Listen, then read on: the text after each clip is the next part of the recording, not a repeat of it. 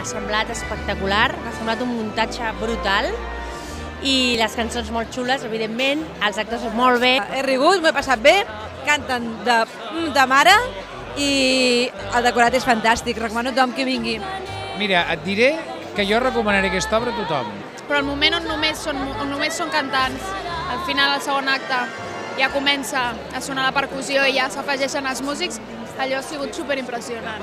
Una aventura exquisida. Ens hem capbussat dins un conte, ha estat una nit, saps aquelles màgiques? Ben bé com si entressis... A més, és que tot és un moment, jo penso, de gran maduresa de Goll de Gom. I la història és divertidíssima i la qualitat interpretativa dels actors, que són amics meus, què t'he de dir? Fantàstic, meravellós, m'ha encantat, m'he divertit.